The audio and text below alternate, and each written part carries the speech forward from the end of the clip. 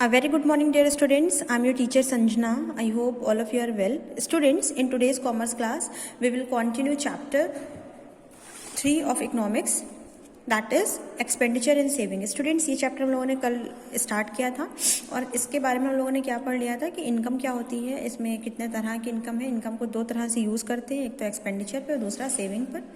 और एक्सपेंडिचर कितने तरह के होते हैं ये भी हम लोगों ने देख लिया था। सेविंग क्या होती है, देखिए सेविंग से ही हम लोग स्टार्ट कर देते हैं। Saving is that part of income which is set aside in a productive manner in order to meet out our future requirements. Saving क्या होती है, जो फ्यूचर की रिक्वायरमेंट्स को पूरा करती है। इनकम का ही वो हिस्सा जो हम लोग अलग निकाल के रख देते हैं, प्रोडक्टिव मैनर में रखते हैं स्टूडेंट्स, यानी वो किसी चीज़ में यूज़ हो, किसी बिजनेस में यूज़ हो, किसी भी वर्क में यूज़ हो, उसे हम लोग बोलते हैं प्रोडक्टिव मैनर। ठीक है, इसे हम लोग बोलते हैं। और जब हम लोग वही पैसा बाद में हमारे फ्यूचर की रिक्वायरमेंट्स को पूरा करता है, जिसे हम लोग सेविंग कहते हैं। स्टूडेंट्स, अब ये बात याद रखिएगा कि दो वर्ड होते हैं, एक होता है होर्डिंग और दूसरा होता है सेविंग। सेविंग तो वो हो गई जिसमें प्रोडक्टिव मैनर में रखा जाएगा, और होर्डिंग क्या होती है, जिसमें अनप्रोडक्टिव मैनर में हम लोग पैसा जोड़ के रखते हैं। इसको एग्जांपल के थ्रू आप समझ सकते हैं कि अगर से आपने घर में एक आयरन सेफ या फिर कोई भी अलमारी में अपना पैसा बंद करके रख दिया बचा करके सेविंग, तो वो सेविंग नहीं है, वो आपकी होर्डिंग कहलाएगी, क्योंकि वो पैसा किसी के भी यूज़ में नहीं आ रहा है, वो आउट ऑफ सर्कुलेशन हो गया है, वो किसी के कोई भी बिजनेस में या किसी भी काम में इस्तेमाल नहीं हो रहा है, ना तो आप कर रहे हैं ना कोई और पर्सन कर रहा है। लेकिन सेविंग क्या होता है, प्रोडक्टिव मैनर में। जैसे हम लोग बैंक में पैसा जमा करते हैं तो वही पैसा बैंक दूसरे लोग को लोन दे देती है, तो वो बाद में क्या होता है, किसी ना किसी यूज़ में आ जाता है, तो वो हमारी सेविंग कहलाने लगती है। एक बार इसको रीड करके देखते हैं। If saving is meant setting aside a part of the income in a productive manner for meeting our future wants। Future wants को पूरा करने के लिए जब हम लोग प्रोडक्टिव मैनर में इनकम के कुछ हिस्से को अलग करते हैं तो वो सेविंग कहलाती है। Hoarding is setting aside a part of income but in an unproductive manner for meeting out future wants. लेकिन जो होर्डिंग होती है उसमें क्या करते हैं हम लोग, इनकम का कुछ हिस्सा रखते तो हैं, फ्यूचर वॉन्ट्स को पूरा भी करता है, लेकिन इन प्रोडक्टिव मैनर में रहता है, अनप्रोडक्टिव मैनर में रहते हैं। इसका मतलब कि उसको किसी भी इस्तेमाल में नहीं लाया जाता है। यहाँ पे एग्जाम्पल के थ्रू समझ सकते हैं हम लोगों ने। फॉर इंस्टेंस लिखा है, इंस्टेंस माने होता है example. A person had locked up his money से ₹2,05,000 इन एन आयरन सेफ। एक अलमारी में एक पर्सन ने बंद कर दिया। This hoarded amount fails to give the hoarder any material benefit because it does not use the money productively. अब वो आपको किसी तरह का बेनिफिट नहीं देगा क्योंकि आपने उसको प्रोडक्टिवली यूज ही नहीं किया है, वो बाहर ऐसे ही रखा हुआ है। देयर फॉर द मनी, और हम लोग जब बैंक में जमा करते हैं तो हम लोग को इंटरेस्ट भी मिलता है, कुछ पैसा तो बढ़ के मिलता है ना, तो होल्डर जो पैसा जोड़ने वाला है उसको भी बेनिफिट हो रहा होता है। लेकिन अगर होर्डिंग कर रहे हैं तो कोई बेनिफिट नहीं होगा। Therefore the money which is not use productively shall be called as hoarding in economics. तो इस तरह से जो पैसा रखा होगा जिसको आपने आयरन सेफ में से बंद कर दिया तो वो सिर्फ होर्डिंग कहलाएगी, सेविंग नहीं कहलाएगी। स्टूडेंट्स, यहाँ पे एक हेडिंग मैंने छोड़ दी थी, distinguish between expenditure and saving. Expenditure और सेविंग के बीच का डिफरेंस हम लोग ऐसे ही उसके मीनिंग समझ सकते हैं कि एक्सपेंडिचर जो है प्रेजेंट टाइम की नीड्स को पूरा करता है और सेविंग जो होती है वो फ्यूचर टाइम की नीड्स को पूरा करती है। अब इसके बाद क्या है, इंपॉर्टेंस और एडवांटेजेस ऑफ सेविंग। सेविंग के क्या फायदे हैं, एडवांटेजेस मीन्स क्या होता है, फायदे या क्या महत्व है। देखो दो तरह से महत्व है from the point of view of an individual. जो इंडिविजुअल मतलब व्यक्ति, उस व्यक्ति का क्या फ़ायदा है जो सेविंग कर रहा है। तो जब वो व्यक्ति सेविंग करेगा तो उसको क्या बेनिफिट्स होंगे, for the satisfaction of future wants, उसकी फ्यूचर वॉन्ट्स कंप्लीट हो जाएंगी। To make provision for old age, old age में वही पैसा उसके काम आएगा। To meet an emergency, emergency कोई पड़ जाती है, किसी भी तरह की सिकनेस आती है या फिर कोई डिसेबिलिटी हो जाती है, कोई स्पेशल ओकेजन होता है तो उस टाइम हम उस पैसे को यूज़ कर लेते हैं। To make provision for his dependents, dependents कौन होते हैं, जो अदर फैमिली मेम्बर्स होते हैं, जो हमारे ऊपर ही क्या है, जो भी अर्निंग करने वाला पर्सन है उसी के ऊपर डिपेंड है। अगर से कुछ और लोग जैसे उसके भाई बहन, उसके बच्चे, तो उसके लिए भी वो पैसा अपने सेविंग का यूज़ कर सकता है। टू अचीव सोशल स्टेटस, इससे हमारा स्टेटस भी बढ़ता है, यानी लोगों के बीच में अगर से हम बताते हैं कि हमारे पास इतनी सेविंग है या हमारे पास इतनी प्रॉपर्टी है तो हमारा स्टेटस हाई हो जाता है। To curtail wasteful expenditure, saving हमारे जो फालतू के खर्चे होते हैं उनको रोक लेती है, क्योंकि हम लोग पैसा सेव कर दिया है तो फालतू के खर्चे नहीं कर पाएंगे। टू अर्न इंटरेस्ट, साथ साथ हम लोग को सेविंग पे इंटरेस्ट भी मिलता है। तो ये तो हो गया एक इंडिविजुअल को फायदे, यानी एक उस पर्सन को फायदे हो गए जो सेविंग कर रहा है। दूसरा क्या है, from the point of view of a nation. अब नेशन को क्या फायदा है, पूरे देश को क्या फायदा है। सबसे पहले टू रेज कैपिटल फॉर्मेशन।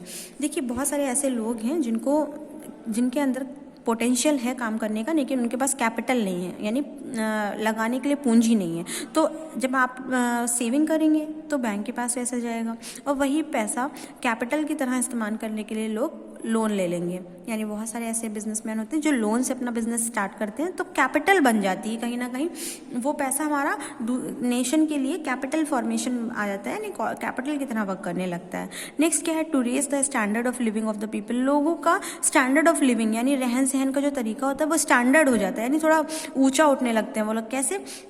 जब वो पर्सन, जो भी पर्सन ले रहा है या फिर जो भी बिजनेस करने के लिए लोन लिया है, तो वो अकेला तो बिजनेस करेगा नहीं, उसके बिजनेस में बहुत सारे लोग इन्वॉल्व होंगे, उनको भी एम्प्लॉयमेंट मिलेगा, रोजगार मिलेगा। तो इससे क्या होगा, पूरे देश के जितने भी लोग हैं उन सभी का कहीं ना कहीं भला होगा और उससे स्टैंडर्ड ऑफ लिविंग भी उनका हाई हो जाएगा। नेक्स्ट क्या है, टू इंक्रीज एम्प्लॉयमेंट अपॉर्चुनिटीज़। वही बात आ गई, एम्प्लॉयमेंट मतलब होता है रोजगार मिलना, रोजगार के अवसर बढ़ेंगे क्योंकि लोग लोन लेके बिजनेस स्टार्ट करेंगे तो बहुत सारे लोगों को रोजगार मिलेगा। नेक्स्ट क्या है, to achieve military power. Military power कैसे ऐड होगी स्टूडेंट्स? देखिए, जब कोई बिजनेसमैन बिजनेस करेगा, कोई भी ग्रो करेगा तो गवर्नमेंट उससे टैक्स लेगी, इससे गवर्नमेंट के पास भी पावर आ जाएगी पैसे की, और फिर वही पैसा वो किस पे लगा देगी, मिलिट्री पावर वगैरह पे, ताकि हम लोग की सिक्योरिटी बढ़ सके, हम लोग की मतलब हम लोग स्ट्रेंथ, हम लोग की और ज़्यादा ताकत बढ़ सके, इससे हमारी मिलिट्री पावर भी बढ़ जाएगी। नेक्स्ट स्टूडेंट्स क्या दिया हुआ है, डिसएडवांटेजेस ऑफ सेविंग। डिसएडवांटेजेस मतलब होते हैं बुराइयाँ या कमियाँ। अब हमारे डिसएडवांटेजेस, नुकसान क्या है सेविंग से? सेविंग से एक इंडिविजुअल को यानी उस पर्सन को क्या नुकसान होंगे जो सेविंग कर रहा है, साइकोलॉजिकल इफेक्ट आ जाता है। कभी कभी क्या होता है, मतलब मेंटली हम लोग कुछ ज़्यादा ही एक मतलब सेविंग की तरफ दौड़ने लगते हैं। जैसे यहाँ पे लिखा है, postponement of present wants for future gains involve an element of sacrifice on the part of an individual. कभी कभी कुछ लोग क्या करते हैं, पोस्टपोन कर देते हैं प्रेजेंट की वांट्स, यानी जो अभी हम लोग वर्तमान में जो भी ज़रूरतें होती हैं उन सबको पोस्टपोन करने लगते हैं, उनको सेक्रीफाइस करने लगते हैं ताकि वो फ्यूचर के फायदे पा सके। Consumption, whether it is useful or wasteful, has to be set aside in order to make saving. अब चाहे जो भी कंजम्पशन हो, जो भी खर्च हो, वो चाहे वो यूजफुल हो चाहे वेस्टफुल हो, सारे खर्चे रोक देते हैं ताकि वो सेविंग कर सकें। A person need to tighten his belt to save an amount which he thinks may help to enjoy at a later stage. अब बहुत सारे ऐसे पर्सन होते हैं अपनी बेल्ट को बहुत टाइट कर लेते हैं, मतलब बहुत माइजर बन जाते हैं, एक तरह से कंजूस बन जाते हैं। वो अपनी वर्तमान जो भी प्रेजेंट नीड्स होती हैं, वांट्स होती हैं, उन सबको इग्नोर कर देते हैं। दैट इज़ नॉट गुड, उतना ये भी अच्छी बात नहीं है। नेक्स्ट क्या है, create a group of spend thrift and lazy person. Spend thrift माने होता है खर्चीला, लेजी माने पाता है आलसी। मतलब अगर से किसी के पेरेंट्स ने बहुत ज़्यादा सेविंग करके रखी हुई है तो उसकी आगे आने वाली जो जनरेशन होती है वो बहुत खर्चीली हो जाती है और लेजी हो जाती है, कुछ करना ही नहीं चाहते हैं, वो सोचते हैं हमारे पास तो सब कुछ चाहिए। Chance of exploitation. एक्सप्लॉयटेशन मतलब क्या होता है, किसी का शोषण करना, मतलब उनको हद से ज़्यादा काम करवा लेना, कम पैसा देना। तो ये कब हो जाता है, जब वेल्दी पीपल होते हैं, जो बहुत अमीर हो जाते हैं, वो जिनके पास ज़्यादा सेविंग्स या पैसा नहीं है उनको एक्सप्लॉयट करना शुरू कर देते हैं, यानी उनसे ज़्यादा काम लेते हैं, उनको कम पैसे देते हैं। इस तरह से ये इवल्स या बुराइयां आ जाती हैं समाज में। Disadvantages to the society. Society में क्या हो जाता है, rise of class conflict. Classes बन जाते हैं अलग अलग, हाई क्लास, हायर क्लास बन जाता है, लोअर क्लास बन जाता है, यानी कुछ रिच पीपल हो जाते हैं, कुछ पुअर हो जाते हैं, जिससे जो एक सोसाइटी के लिए अच्छा नहीं है। Saving which far exceed the limit will ultimately result in class conflict. Huge saving on a part of the monopolist put them at an advantageous position and they therefore exploit the weaker section of the society. अब जो भी rich people होते हैं वो monopoly बना लेते हैं, अपना राज करने लगते हैं और वीकर सेक्शन को एक्सप्लॉइट करते हैं। नेक्स्ट क्या हो गया, fear of over production and unemployment. देखिए कभी कभी क्या होता है, ज़्यादा सेविंग से ओवर प्रोडक्शन होने लगता है। Saving help in the formation of capital बनती है तब तो अच्छी बात है, and the use of capital give rise to further production. अब कैपिटल से क्या हो जाएगा, प्रोडक्शन बढ़ेगा। Increase production still further increases capital formation. अब फिर प्रोडक्शन और ज़्यादा बढ़ता जाएगा तो कैपिटल और बढ़ती जाएगी। This tendency therefore leads to over production. तो बहुत ओवर प्रोडक्शन हो जाता है। On the other hand saving reduce the demand for goods and services. Production तो बहुत ज़्यादा हो रहा होता है लेकिन डिमांड नहीं बढ़ रही होती। भाई डिमांड लोग तो उतनी ही है ना, वो जितना एक पहले खरीद रहे थे उतना अभी भी खरीदेंगे। कंजम्पशन आइटम्स में not fetch a wide market. और फिर क्या होता है कि ज़्यादा कंजम्पशन नहीं हो पाता है। Factories and production units need to stop और reduce their production and many में even permanently close down their units. अब जब बहुत ज़्यादा प्रोडक्शन होता है तो एट लास्ट कुछ फैक्ट्रीज वगैरह बंद करनी पड़ती हैं, बिक नहीं रहा होता है सामान इस वजह से।